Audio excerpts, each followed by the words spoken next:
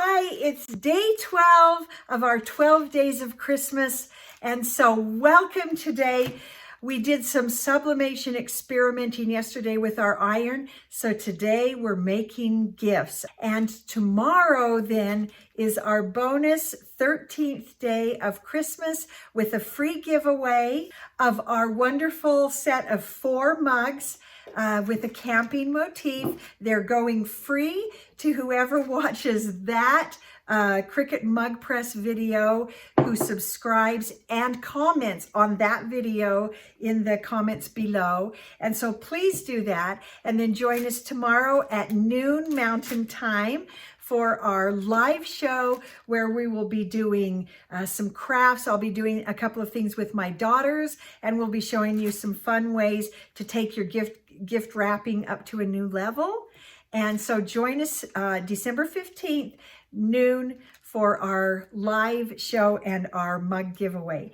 So today we are going to get started and applying what we learned in our experimenting yesterday with sublimation with an iron. We are now applying it to a new product and creating a gift that has 3 parts that you're going to love to give away. So let's get started.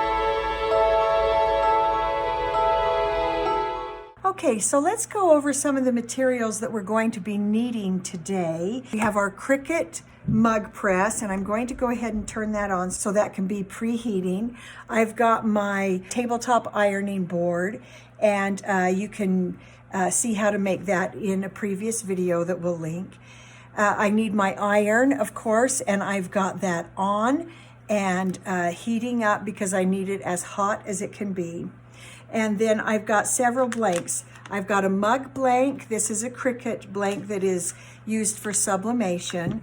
I've got some bookmark sublimation blanks that I got from Amazon. And of course, I will link everything in the description below so that you can just find it. And I really appreciate when you buy through my links. That's a great help to our channel.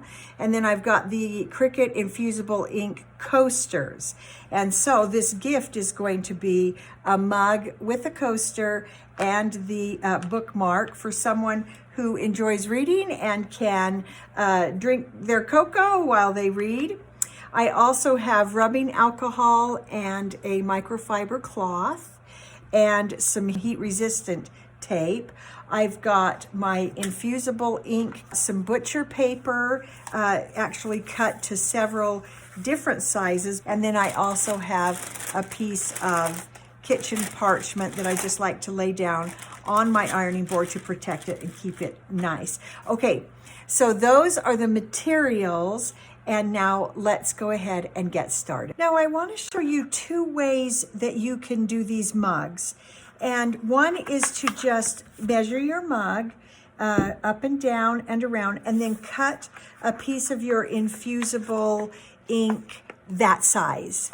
The other way is to go into Cricut Design Space and actually use the mug template. When you go into Cricut Design Space, you are left with these 2 really handy tabs that will fit under the handle of the mug and make it easier to tape down. You see that? The press only presses to about here, so none of the ink will actually go under there, but it just makes it so much easier when it's time to tape those down. And in fact, we're going to do that right now.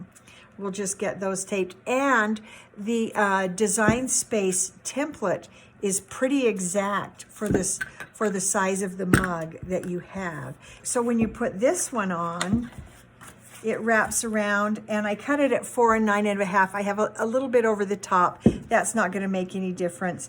And then as you see, I have that gap right around the handle.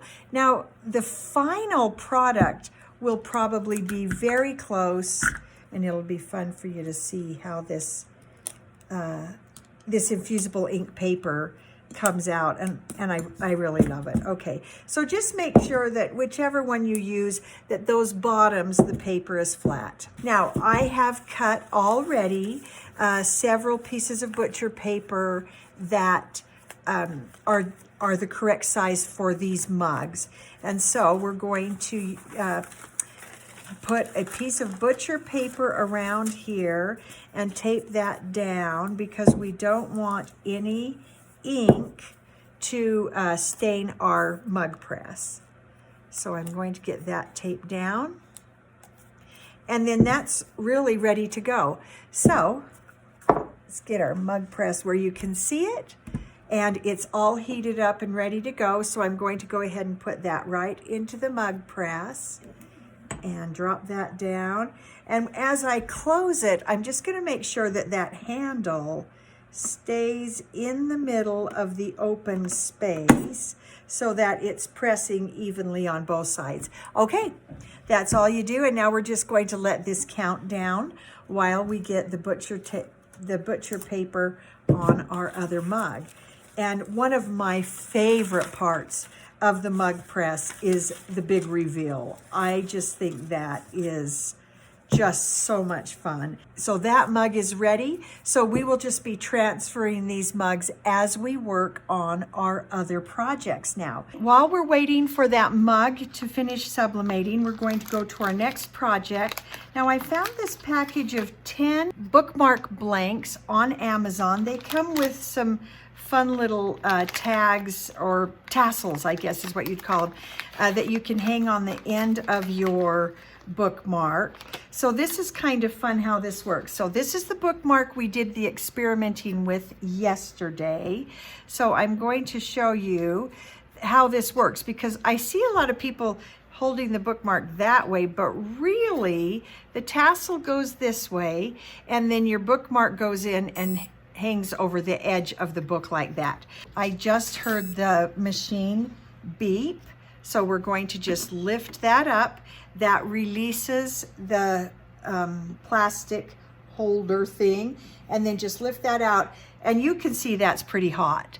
And so I'm going to leave it on the corner of my ironing pad because that is way too hot for the reveal. So let's put our second one in very carefully without snagging all that paper and get that lined up so the handle ends up right in the middle of the gap, and then we'll set that out of the side and move on. This is how that bookmark works.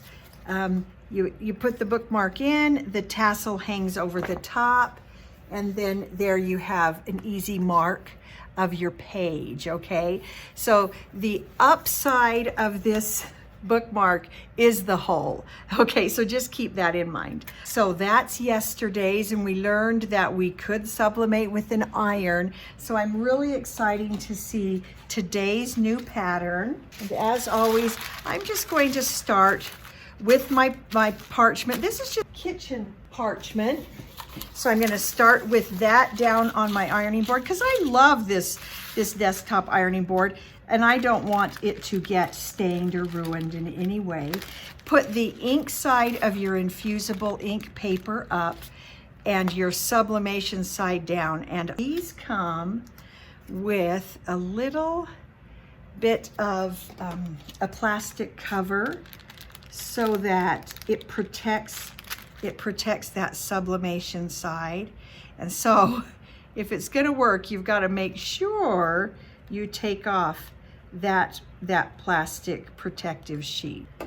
And then you put the ink side of your infusible transfer paper up, sublimation side down, which is the white side, down on the ink. And then you're going to tape that down with some heat resistant tape because that, especially if you're ironing, you don't have a heat press, very easy for that to shift. The only thing you've got to be really careful of is to make sure that your tape doesn't creep under the sublimation blank, because then the ink won't hit the sublimation part and it won't work at all. You'll get an area that isn't sublimated. Okay, so then that's gonna lay down. Butcher paper, blank, butcher paper. There we go. Now we're ready to infuse. So I'm going to get my iron in place. I'm watching that to make sure the whole thing is going to be covered once I get it down. Then that iron goes straight down for 1 minute, hottest setting, and also with your steam off. A little bit of the water from my steam iron did drip out there, but that should be okay. And then I'm just going to really watch for that 1 minute of pretty firm pressure holding that down. While I'm doing this, probably our mug press will be done. So I'm going to be doing a couple of things at once. So here we go. Okay, our 1 minute is up. I'm going to lift that up, and I'm just now going to flip that entire unit of the paper and everything. I'm going to try to line that back up and go another 1 minute. Okay, and there our mug press is done. So I'm going to go ahead and open that. Oh, those are still hot. And get that second one out and let it rest right over here to cool too. Okay, there's our 2nd minute done. Now, this is going to need to cool. And just as an idea that came to me while we were doing this, it might be a good idea to go ahead and tape this whole unit to the butcher paper so that flipping is easier. And I'm looking at this butcher paper and I'm not seeing any ink bleed over at all. So I can use that.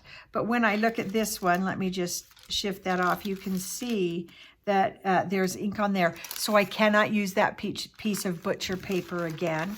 So we're just gonna take that out of the way. This is actually a great project to help teach kids the concept of sublimation, which is actually a weather idea, and it's actually a solid, the ink, going straight into a gas, and then it deposits on that solid. And when it's snowing outside, sublimation is what happened in the air. There's moisture in the air that is a gas that goes straight into a solid, which is a snowflake. It never goes through the liquid phase. So that's a really interesting thing about sublimation. Okay, the mugs are still super hot. This, I think we can manage. So I want to take that tape off carefully. It's still kind of hot. Let me just get a piece of paper here so I'm not burning my fingers. And these Cricut tools, oh boy, they come in handy for so many purposes. There we go. So let's see how that comes out. Oh, that is gorgeous. Oh, I love that. Oh, I love it. That is so pretty. Those colors came through so vibrantly. This will throw away. Oh, I love it. I think that is so pretty. Here's the one from yesterday that was our experiment that also worked well, but that, I love those greens. That is absolutely beautiful. So I have these coasters. Get that cleaned up. It needs to be free of lint, of dirt, of oils. So we're going to clean that up and get that one ready. So I'm just going to measure that coaster on here. And I want to give myself some room, but I also don't want to use more of the infusible paper than I need. So I'm just going to cut along those lines there.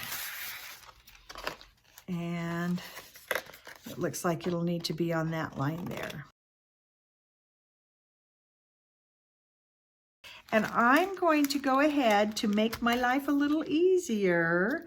I'm going to tape down the infusible ink paper to the blank, the coaster blank, like this, so it won't shift. Then I'm going to go ahead and tape that to my butcher paper so that when it comes time to flip, it's a lot easier. Okay, so let's get that one going. So let's see how this comes up. Okay, that did not do very well. I'm seeing, see how colorful, let's compare. Look, that's when we sublimated the bookmark. This is the coaster. So I can see that it did not take a lot of that ink. I'm wondering if this is doable because the bookmark is pretty thin, so the heat goes through better. Because that turned out poorly, what I'm thinking is we need more time on this one, and let's see. So let's go maybe to 2 minutes. Okay, so quite a bit of time has passed.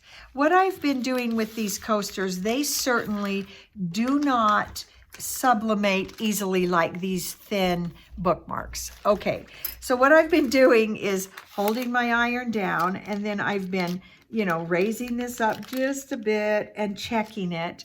And I did try to reline up the green one. And so let's take this apart and see if things are looking better. Wow, that's hot. Let's do this one. I did the same thing with this one. I applied it, and then I lifted it up, looked again, and reapplied the iron. I bet I am at 5 minutes on each of these with the iron. So this is really, truly not as effective as as a heat press would be. Okay, so that one actually turned out okay. I can tell there's shifting. There's, I guess they call it a ghost, whatever. And boy, these stay hot for a while. So I'm just gonna pull that off. But when I look at it, I see that most of the ink has come up here. There are a couple of little places where it isn't, and the ghosting bugs my eyes, but it's not terrible. Don't remove your tape until you have checked repeatedly to see that that ink has actually infused into your substrate. Well, that looks better than it did.